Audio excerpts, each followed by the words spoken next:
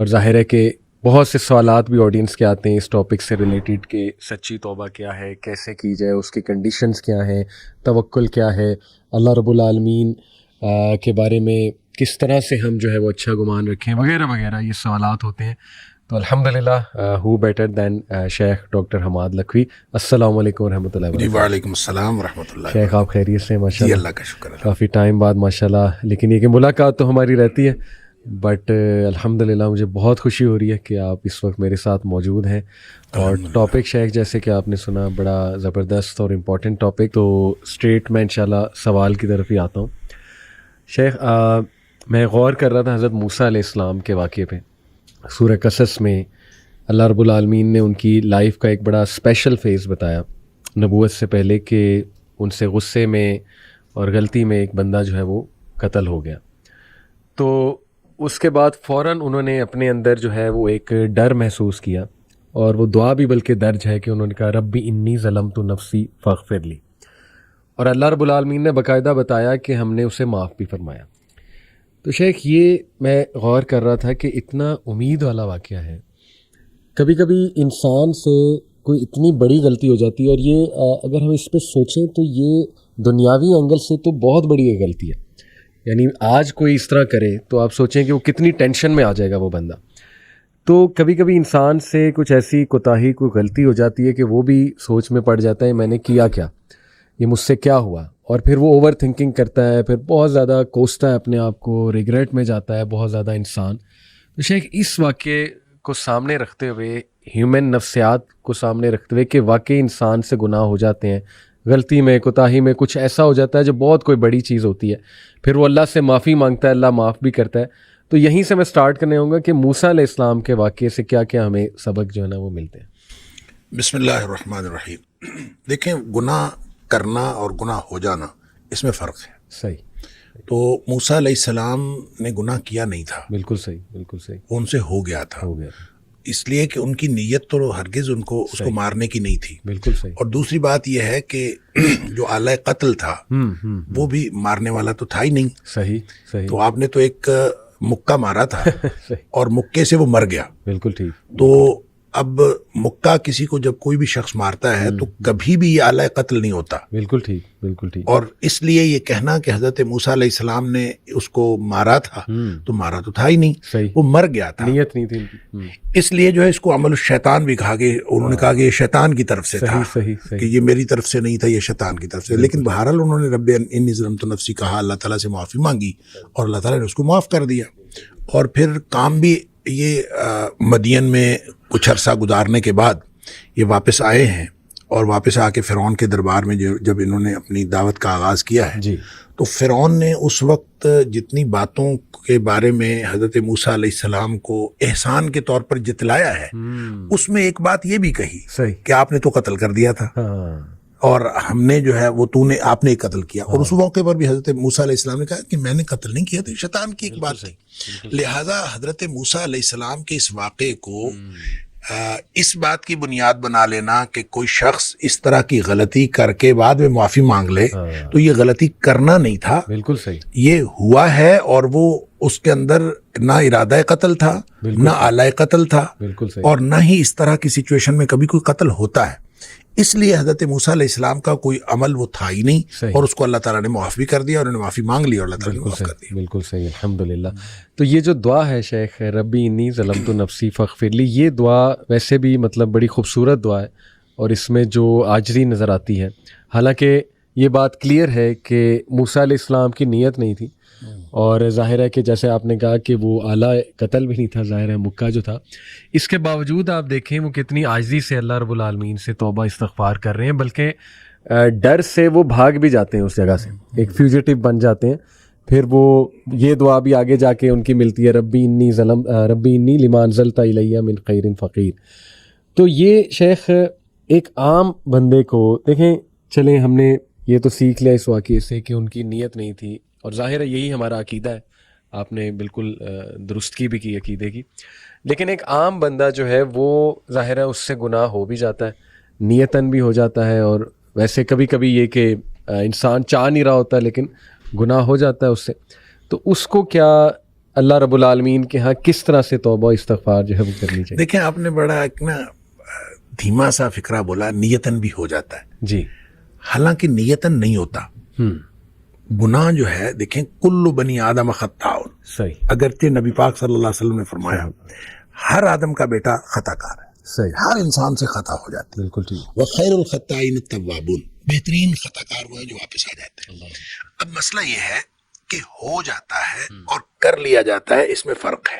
صحیح نیتن جو شخص کرے گا وہ تو کرے گا، صحیح وہ پہلے نیت کرے گا صحیح اور پھر وہ کرے گا. بالکل ٹھیک. لہذا گناہ کرنے والے اور گناہ جن سے ہو جاتا ہے ان دونوں میں فرق ہے. ٹھیک. دیکھیں جو شخص گناہ کرتا ہے، اللہ تعالیٰ نے سورہ نساء کے اندر بھی اس کی وضاحت فرمائی ہے، فرق بتایا کہ کچھ لوگ ایسے ہیں کہ جن سے گناہ ہوتا ہے ثم یتوبون من قریب، وہ فوراً توبہ کرتے ہیں. اللہ اکبر. اچھا، ایک یہ ہے کہ وہ گناہ کیے جاتے ہیں کہ جب موت قریب آ جاتی ہے پھر وہ کہتے ہیں کہ اب میں توبہ کرتا ہوں، ان کی توبہ اللہ قبول نہیں کرتا. اللہ اب ان دونوں میں فرق ہے، فرق وہ نیت سے کرنے کا اور ہو جانے کا ہے. ٹھیک. اچھا، جو شخص نیت سے گناہ کرتا ہے میں ان کو کہا کرتا ہوں کہ یہ سیانے گناہ گار ہیں، اللہ یعنی سوچ سمجھ کر گناہ کرتے ہیں. صحیح. اور سوچ سمجھ کر گناہ کرتا ہے انسان اس وقت کرتا ہے جب انسان اپنے آپ کو معاشرے کے ساتھ کمپیئر کرتا ہے، اور انسان کہتا ہے کہ معاشرے میں اتنے گناہ ہو رہے ہیں، صحیح تو یہ میں ایک چھوٹا سا گناہ کر لوں گا تو کیا فرق پڑتا ہے. جب آدمی یہ سوچ کے گناہ کرتا ہے، حالانکہ ایک تو انسان کی استطاعت کا کسی دوسرے کی انسان کی استطاعت کے ساتھ کمپیریزن ہے ہی نہیں. بالکل ٹھیک. لا یکلف اللہ نفسا الا وسعها جو ہے ہر شخص کا امتحان اس کی استطاعت کے مطابق. صحیح. لہذا ہو سکتا ہے کہ کوئی دوسرا کوئی بڑا گناہ کر کے بھی بخشا جائے اور آپ کو چھوٹا سا گناہ پکڑوا دے، یہ ہو سکتا ہے. لہذا آپ کسی کے ساتھ کمپیریزن نہیں کر صحیح. سکتے. صحیح. آپ کی استطاعت، آپ کی صلاحیت وہ الگ ہے، دوسرے کی استطاعت اور صلاحیت الگ ہے. صحیح بات. اس کا امتحان اس کی استطاعت کے مطابق آپ کا امتحان آپ کی استطاعت.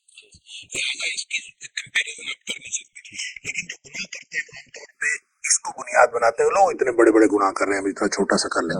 یہ جب سوچ سمجھ کے کرتے ہیں تو اس کانسیپٹ سے توبہ کی عام طور پہ توفیق نہیں ملتی. اللہ. اس کی وجہ یہ ہے کہ آدمی نے سوچ سمجھ کے کیا ہوتا ہے کہ کوئی حرج نہیں ہے کہ میں کر لوں گا تو کیا حرج ہے. اس کو پھر توبہ کی طرف بالعموم اس کا دھیان توجہ ہی نہیں جاتی، کیونکہ اس نے سوچ کے کیا ہوتا ہے کیا حرج ہے. بالکل ٹھیک. دوسرے گناہ گار وہ ہیں جن سے ہو جاتا ہے، وہ اس نے یہ طے کیا ہوتا ہے کہ یا اللہ میں نے کوئی گناہ نہیں کرنا.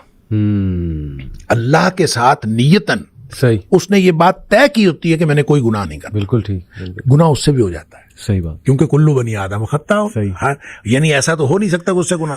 اس سے گناہ کیوں ہوتا ہے؟ دو وجوہات کی بنیاد پر ہوتا ہے، یا جذبات کی مغلوبیت کی وجہ سے یا حالات کی مغلوبیت کی وجہ سے. صحیح. یعنی وہ اس کے حالات ایسے ہوتے ہیں کہ جو اس کو گناہ کی طرف لے جاتے ہیں، یا پھر اس کے جذبات، بعض اوقات انسان اپنے جذبات سے مغلوب ہو جاتا ہے اور انسان چل پڑتا ہے گناہ کی طرف، شہوات سے یا اچھا، جذبات سے. اب جب وہ مغلوب ہوا اور مغلوب ہو حالات کی وجہ سے کوئی کیفیت ایسی بن گئی کہ وہ گناہ میں وہ انوالو ہو گیا، صحیح. یا پھر جذبات ایسے اس کے اوپر حاوی ہوئے کہ وہ گناہ میں انوالو ہو گیا. ٹھیک. اس کا نتیجہ یہ ہوتا ہے کہ جو ہی حالات تبدیل ہوئے یا جو ہی جذبات ٹھنڈے پڑے، صحیح. صحیح. چونکہ اس نے طے یہ کیا ہوتا ہے کہ میں نے زندگی میں کوئی گناہ نہیں کرنا، اللہ. تو اب جو ہی حالات بدلیں گے، جس حالات کی مغلوبیت کی وجہ سے اسے گناہ ہوا ہے، تو فوراً اس کو یہ خیال آئے گا کہ یا اللہ میں نے تو یہ گناہ نہیں کرنا تھا، یہ مجھ سے کیا ہو گیا. اللہ. اور اسی طرح جب اس کے جذبات ٹھنڈے پڑیں گے تو اسی وقت وہ اس کو خیال آئے گا، ہوش حواس میں آئے گا تو کہے گا یا اللہ میں نے تو یہ نہیں کرنا تھا، یہ مجھ سے کیا ہو گیا. یہ ہے وہ ثم یتوبون من قریب، کہ فوراً وہ توبہ کر لیتے. پھر اس کو فوراً خیال آتا کہ میں وہ جو ندامت اور شرمندگی اس کو ہوتی ہے، وہ جو پشیمانی اس کو ہوتی ہے، یہ ندامت اصل میں اللہ کو پسند ہے. کیا بات. کہ انسان کو ندامت اور شرمندگی ہو کہ یا اللہ میں گناہ کر بیٹھا ہوں، میں نے تو یہ نہیں کرنا تھا.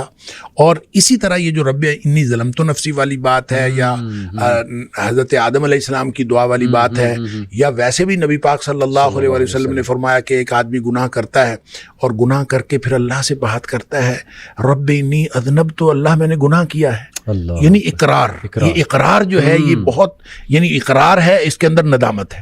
اللہ میں گناہ کر بیٹھا ہوں اور تو معاف کرنے والا ہے، تو مجھے معاف کر دے. یہ ندامت اور شرمندگی جو توبہ کی شرائط میں سے بھی ہے، اور یہ وہ نقطہ ہے جو اصل میں اللہ تعالیٰ کو پسند ہے. تو جس کے اندر یہ ندامت اور شرمندگی آتی ہے وہ توبہ بھی کرتا ہے, اللہ تعالیٰ کو پسند بھی آتا ہے. اور اللہ کو کتنی توبہ پسند آتی ہے اس کے لیے تو وہ حدیث ہے بڑی معروف کہ نبی اکرم صلی اللہ علیہ وسلم نے فرمایا کہ اگر کوئی شخص جو ہے وہ, ایک مثال دی آپ نے کہ کوئی شخص جنگل میں سفر کر رہا تھا صحرا کے اندر, اور سارا اس کا سامان اونٹنی پہ لدا ہوا, اور اس نے ایک کسی درخت کے نیچے سستانے کے لیے وہ ٹھہرا, تو کچھ دیر بعد اس کی آنکھ کھلی تو اس کا اونٹ غائب تھا. صحیح. جس کے اوپر ساری اس کی گویا مال و متاع بھی اسی پہ تھا, سفر بھی اسی پہ کرنا تھا. اب لقودق صحرا ہے, میلوں لمبا چوڑا, تو وہ ادھر ادھر دیکھتا ہے, اس کو کچھ نظر نہیں آتا. تو اس کا خیال یہ ہے کہ اب میں اگر چلوں گا تو بھی موت ہے, بیٹھا رہوں گا تو بھی موت ہے, اس کے علاوہ کچھ نہیں. تو زندگی سے مایوس ہو کے وہ بیٹھ رہتا ہے. تو تھوڑی دیر بعد پھر اس کی آنکھ لگتی ہے, اور اس کو پھر اس کی آنکھ کھلتی ہے تو دیکھتا ہے کہ اونٹ سامنے کھڑا ہے. اتنا خوش ہوتا ہے کہ وہ کہتا ہے اللہم انت عبدی وانا ربک, اللہ تو میرا بندہ اور میں تیرا رب. اور نبی پاک صلی اللہ علیہ وسلم فرمایا کہ اخطا من شدت الفرح, اس نے یہ جو الٹ بات کہی, کہنا تھا کہ اللہ تو میرا رب اور میں تیرا بندہ, یہ جو بات الٹ کہی نبی پاک صلی اللہ علیہ وسلم اخطا من شدت الفرح, اس نے خوشی کی شدت کی وجہ سے بات الٹ کی. یعنی اس کو سمجھ نہیں آئی, اتنا خوش تھا اس کو سمجھ نہیں آئی, اور وہ خوشی کی شدت کی وجہ سے الٹ بات کر گیا. نبی پاک صلی اللہ علیہ وسلم فرمایا اس شخص کو جتنی خوشی ہوئی ہے نا, اللہ کو اپنے بندے کی توبہ سے اس سے زیادہ خوشی ہوتی. کیا بات ہے, کیا بات ہے. اب اس کے بعد کیا بات باقی رہ جاتی ہے. سبحان اللہ. بہت بہت پر امید. یہ ایک تو حدیث, دوسرا ماشاءاللہ سمندر کو کوزے میں بند کرنے والی بات ہے کہ جو شخص عادتاً اور انٹینشنلی, ظاہر ہے کہ وہ اس طرح سے گناہ کرتا ہے, جیسے آپ نے کہا نا کہ پلانڈ ہو, یا آپ نے ایک لفظ استعمال کیا تھا کہ عقل مندی سے, کچھ اس طرح آپ نے کہا تھا. میں نے کہا کہ یہ سیانے گناہگار, اللہ اکبر, اللہ اکبر, ان کو عقل مند گناہگار کہہ لیں, چلیں. اللہ اکبر. تو وہ آپ نے بڑی خوبصورتی سے بیان کیا کہ اس کو توفیق ہی نہیں ہوتی.